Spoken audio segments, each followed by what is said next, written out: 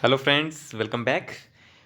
तो फ्रेंड्स, जैसा कि आप लोग जानते हैं, हमने 60th क्वेश्चन तक सारे डील कर लिए थे। अब हम 61 क्वेश्चन से होप सो 100 क्वेश्चन तक पूरा इसमें कवर कर लेंगे। तो आपका ये जो कॉर्पोरेट अकाउंटिंग का पेपर है ये पूरा कंप्लीट हो जाएगा 2021 का। ठीक है। अगर आप पुराने पेपर्स की भी एनालिसिस चाहते हैं तो फ्रेंड्स आप रिक्वेस्ट कर सकते हैं कमेंट बेसिस पर कि सर इस पेपर में हमारे को ज़्यादा डाउट है, तो उसका सोल्यूशन प्रोवाइड कर दिया जाएगा ऑन योर रिक्वेस्ट। ठीक है। चलिए, तो फ्रेंड्स क्वेश्चन नंबर 61 क्या बोलता है? Under ESOP option is given to employees for purchase of. जो भी ईसॉप में ऑप्शन दिया जाता है वो किस चीज़ का दिया जाता है? शेयर्स का दिया जाता है। How much securities may be reserved for employees under ESOP, मतलब ऐसा कुछ है कि कुछ पोर्शन दिया जाता है। तो फ्रेंड यस, 5% पोर्शन दिया जाता है। ऑब्जेक्टिव ऑफ ईसॉप, ऑब्जेक्टिव क्या रहता है ईसॉप का? देखिए, ईसॉप दिए जाते हैं आपके एम्प्लॉयज़ को, ठीक है ना, जिससे अब उनकी सिंसियरिटी इंप्रूव होती है और उनको भी कॉन्फिडेंस मिलता है कि भाई हमारे को भी कंपनी मालिक बना रही है कंपनी का ही। ठीक है ना भाई, आप शेयर्स दे दोगे तो वो तो मालिक बन जाएंगे कंपनी के, तो उससे उनको मोटिवेशन मिलता है काम करने के लिए। भाई आप काम कर रहे हैं मान लीजिए अपनी ऑर्गेनाइजेशन में, और आपको उसके शेयर्स मिल जाएं एक तरीके से एट अ कम प्राइस पर भी मिल जाए मान लीजिए, तो आप तो बड़ा अच्छा लगेगा कि यार कंपनी हमारे लिए कितना सोचती है। तो उसी तरीके की बात हो जाती है। Buyback of equity shares must be provision of, अच्छा, बायबैक की प्रोविजन बता रहा है कि किस सेक्शन में है, तो सेक्शन 68 में है। ठीक है। बायबैक करने की भी फ्रेंड डिफरेंट डिफरेंट वो होते हैं, अलग अलग वेज। ठीक है ना, तो किस वेज से आपको सूटेबल रहता है वो उस पर डिपेंड करता है। क्योंकि मान लीजिए कहीं 15% भी है, कहीं 10% से भी बायबैक होता है, कहीं 25% भी दे रखा है, तो वो डिपेंड करता है। Buyback equity shares is permitted to the maximum limit of fully paid up equity shares capital is 25%। मतलब आप अपनी इक्विटी शेयर कैपिटल का सिर्फ 25% ही क्या कर सकते हैं? बायबैक कर सकते हैं। आ कंपनी कैन बायबैक ओनली, और एक कंपनी बायबैक कर सकती है जबकि वो शेयर्स होना चाहिए fully paid up.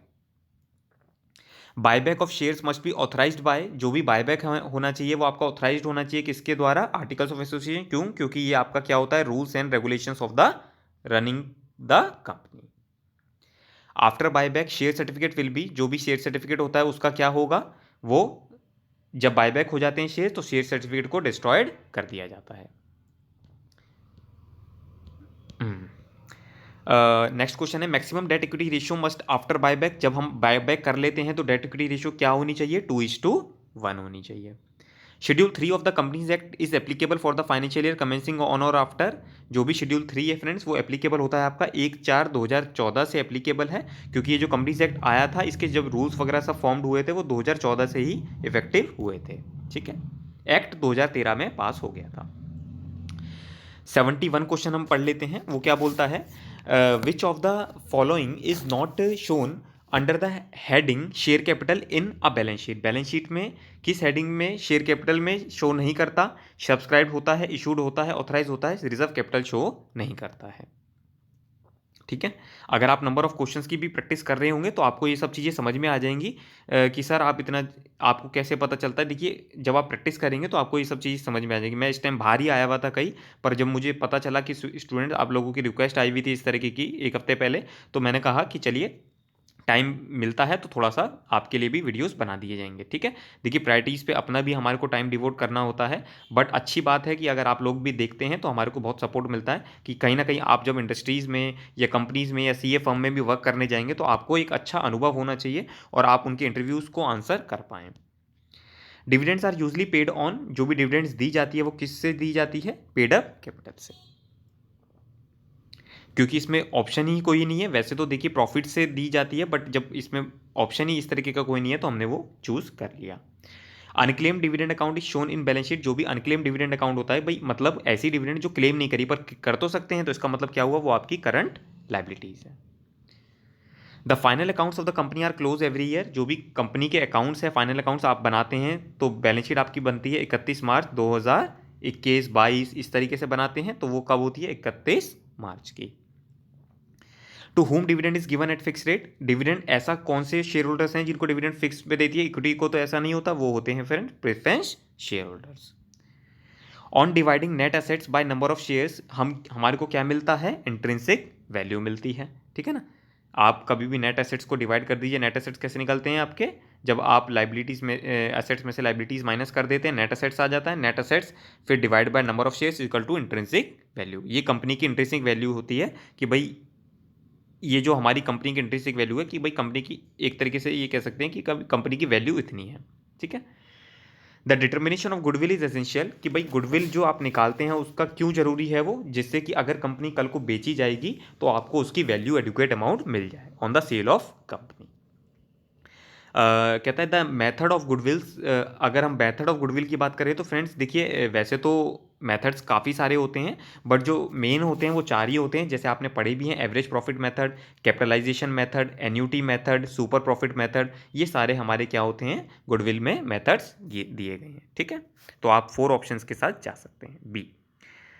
80th question क्या बोलता है, कहता है तो goodwill of a business is valued at 2 years purchase of average profit, ठीक है ना। अभी मैंने आपसे बताया था एवरेज प्रॉफिट का है, तो इसने हमारे को एवरेज प्रॉफिट दे रखे हैं। तो एवरेज प्रॉफिट कितना दे रखा है, 7,000, 15,000, 22,000, 22,000, 25,000, 47,000, तो 47,000 दे रखा है, और 2 साल में लॉसेस दे रखे हैं, तो माइनस कर दीजिए 7,000, बचा आपका 40,000। 40,000 को आप डिवाइड कर दीजिए 5 से, तो कितना आ जाएगा आपका 8,000, और 8,000 को फिर आप मल्टीप्लाई करेंगे 2 से, तो ये कितना आ जाएगा आपका 16,000, ठीक है। तो ये आपकी क्या हो गई, गुडविल हो गई, ठीक है। आपको समझ में आ गया भाई, 5 साल के प्रॉफिट लिए, 5 साल के प्रॉफिट लिए तो 5 से डिवाइड किया, मल्टीप्लाई किया, 2 years परचेज 16,000, ओके। चलिए, goodwill is the value of goodwill क्या है आपका, गुड नेम ऑफ बिजनेस है, क्वालिटी ऑफ प्रोडक्ट है, कैपेसिटी टू अट्रैक्ट कस्टमर्स है, all of the above. The present value of annuity of ₹1 for 5 years at a 10% per annum interest is 3.78। Super profit दे रखा है इतना, तो amount of goodwill okay, तो 5 year का वो दे रखा है आपको, निकाल कर ही दे रखा है एक तरीके से। तो आप क्या करेंगे, 3.78 में मल्टीप्लाई कर देंगे 1600 का, तो आपका आंसर आ जाएगा 74,088। अब ये हम आंसर देख लेते हैं हमारा किस में आ रहा है, 70, ये रहा ऑप्शन डी, ठीक है। सिंपल ही है, आपको कैलकुलेशन निकाल कर दे रखी है, जब आपको न्यूमेरिकल क्वेश्चंस आते थे तो आपको इस पूरी कैलकुलेशन करनी पड़ती थी। Valuation of shares is essential, जो भी वैल्यूएशन शेयर है वो एजेंशियल है किस चीज़ के लिए, जब आप एमलगमेशन करते हैं, एब्जॉर्प्शन करते हैं या कन्वर्जन करते हैं, सब चीज़ों में वैल्यूएशन की करने की जरूरत पड़ती है। नेट असेट का क्या मतलब होता है, नेट असेट का मतलब होता है realisable value of real assets minus total asset outside liabilities. इसका क्या मतलब होता है, ये नेट असेट्स की वैल्यू है, ये मैंने आपको पहले भी बताया था। Asset valuation method, asset valuation का जो मेथड होता है उसका क्या मतलब होता है, असेट वैल्यूएशन मेथड होता है एक तरीके से कैपिटल, इसको कैपिटल वैल्यूएशन भी कहते हैं, ब्रेकअप वैल्यू भी कहते हैं, और वैल्यूएशन इक्विटी बेसिस मेथड भी कहते हैं।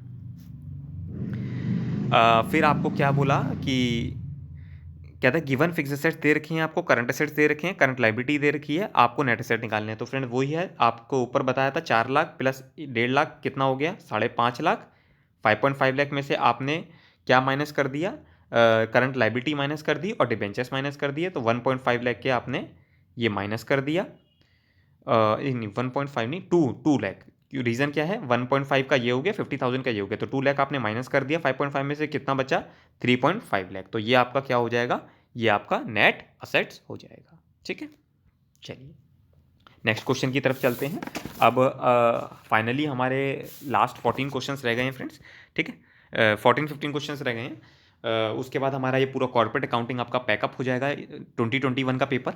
अगर आप चाहते हैं दूसरे ईयर्स के भी या फिर कुछ और सब्जेक्ट्स के भी, तो आप मुझसे रिक्वेस्ट कर सकते हैं, ये मैंने आपको पहले भी बताया था, ठीक है ना। और क्योंकि अगर आप अभी तक सुन रहे हैं, इसका मतलब आप सिंसियर स्टूडेंट हैं, ठीक है ना।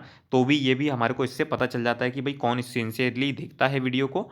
और क्योंकि जब आप मान लीजिए अभी मैं आपसे कहूँ कि भाई मैं PQR कोड एक बता रहा हूँ, अगर जो भी अब सुन रहा है वो एक बार PQR कोड लिख दे इसमें कमेंट में, तो मुझे पता चल जाएगा। क्यों, क्योंकि अब देखिए फ्रेंड्स, हमारे को 10 मिनट हो गए मोटा मोटा, तो आप यहाँ तक सुन रहे हैं, इसका मतलब क्या है, आप एक सिंसियर स्टूडेंट हो, और ये बहुत अच्छी पहचान है कि आप इस, देखिए बहुत सारी चीज़ें होती हैं फ्रेंड्स, कि अब जैसे बहुत सारे आप लोग स्टूडेंट्स हैं जो कि पढ़ना चाहते हैं, बट उनको पास रिस्पेक्टिव टीचर अवेलेबल नहीं होता, कहीं वो जा नहीं पाते हैं, उसकी वजह से मुझे लगा कि भाई अगर इस तरीके से हम आपको फैसिलिटी प्रोवाइड करी जा सकती है, और जब जब भाई लोग बाग यूट्यूब पर अगर गाने भी सुन सकते हैं, टीवी मतलब सीरियल्स देख सकते हैं, तो क्यों नहीं हम इस तरीके की पढ़ाई की एक्टिविटीज़ करें जिससे आप लोगों को बेनिफिट मिले, ठीक है। चलिए, इक्विटी शेयर होल्डर्स आर क्या होते हैं, equity share holders are the owners of the company. चलिए, ये क्या बोल रहा है, अच्छा, इसमें तो फिर वही कुछ फिगर मिसिंग है फ्रेंड्स, इसलिए इसको अभी पेंडिंग में रखेंगे। Relation between normal rate of return and price earning ratio, normal rate of is opposite, ये तो सिंपल है, इसमें तो कोई ऐसा सोचने वाली बात ही नहीं है।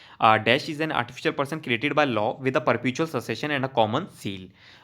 ओके, तो कहता है आपने पढ़ा होगा फ्रेंड्स, कंपनी को ही क्या बोलते हैं, company is a artificial person created by law with a perpetual succession and a common seal. Normal rate of return क्या होता है, नॉर्मल रेट ऑफ रिटर्न वो होता है जो कि इंडस्ट्री में बताता है कि भैया कि इंडस्ट्री, जैसे मान लीजिए एक कंपनी ए है और कंपनी बी है, आप लोग दोनों एजुकेशन की इंडस्ट्री में बिलोंग करते हैं, तो ये इंडस्ट्री कितना कमा रही है उसके बेसिस पर देखते हैं, ये इसे क्या बोलते हैं, नॉर्मल रेट ऑफ रिटर्न, कि भाई इस इंडस्ट्री में जो कंपनी होती है वो इतना कमाती है। ठीक है। अंडर राइटर की बात अगर हम करें तो अंडर राइटर का क्या मतलब होता है, अंडर राइटर मतलब कोई भी पर्सन हो सकता है, फर्म हो सकती है, कंपनी हो सकती है। द अंडरराइटिंग कमीशन जो भी है वो कितना होता है, 5%। तो फ्रेंड्स इस पे न्यूमेरिकल भी आ जाते हैं, थोड़ा सा ध्यान में रखिएगा।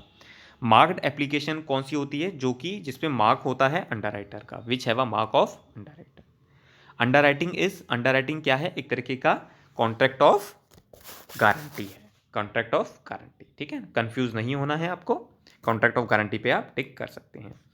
पीके लिमिटेड ने क्या करा, 10,000 शेयर्स इशू किए 100 रुपये से, which are underwritten by Ramesh, how much underwriting commission may be paid to Ramesh. अब देखिए क्वेश्चन आ गया फ्रेंड्स, अभी हमने पढ़ा था 5% कमीशन है, तो कितने पर लगेगी, 10,000 इंटू 10 रुपये, तो कितना हो गया, 1 लाख रुपये।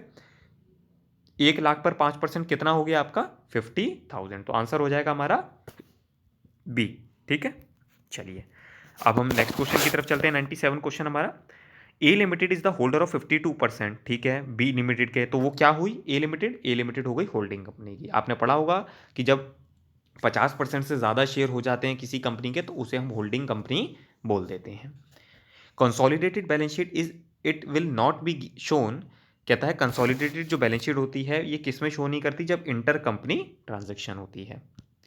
माइनॉरिटी इंटरेस्ट जो होता है वो क्या होता है फ्रेंड्स, माइनॉरिटी इंटरेस्ट से जब आपने कभी कैलकुलेशन, जब कंसोलिडेटेड बैलेंस शीट बनाते हैं तो निकाला होगा, उसमें शेयर कैपिटल का निकलता है, रेवेन्यू का निकलता है और कैपिटल प्रॉफिट तीनों का निकलता है। ठीक है, तो इसमें आप ऑल ऑफ द बुक के साथ जा सकते हैं। Holding company and subsidiary company hold their account books according to, जो भी होल्डिंग कंपनी होती है वो एज पर, अब ये सर ये कौन से एक्ट के सेक्शन है, तो आप ये लिख सकते हैं, ये 2013 के एक्ट के सेक्शन से। ठीक है, तो सेक्शन 129 आप मार्क कर सकते हैं। ठीक है फ्रेंड्स, तो फ्रेंड्स पूरे 100 क्वेश्चंस हमारे कंप्लीट हो गए हैं। ठीक है, होप सो आप लोगों को ये वीडियो अच्छा लगा होगा। ठीक है, अगर आपको अच्छा लगा है तो प्लीज़ लाइक करिएगा वीडियो, अपने फ्रेंड्स के साथ शेयर कर सकते हैं। देखिए फ्रेंड्स, नॉलेज जो है वो शेयर करने से इंक्रीज़ होती है, कभी आपने ये सुना भी होगा। तो जितनी ज़्यादा आप नॉलेज शेयर करेंगे मुझे भी उतना मोटिवेशन मिलेगा, और जितना मुझे भी मोटिवेशन मिलेगा तो आपको नए नए सब्जेक्ट्स के बारे में और बहुत सारे नए नए पेपर्स जो होती हैं, आपके पुराने ईयर्स के पेपर्स भी होंगे, आपकी रिक्वेस्ट पे वो भी प्रेजेंट कर दिए जाएंगे। ठीक है, तो देखिए आप अगर नॉलेज शेयर करेंगे तो आप ही का ही बेनिफिट है अल्टीमेटली।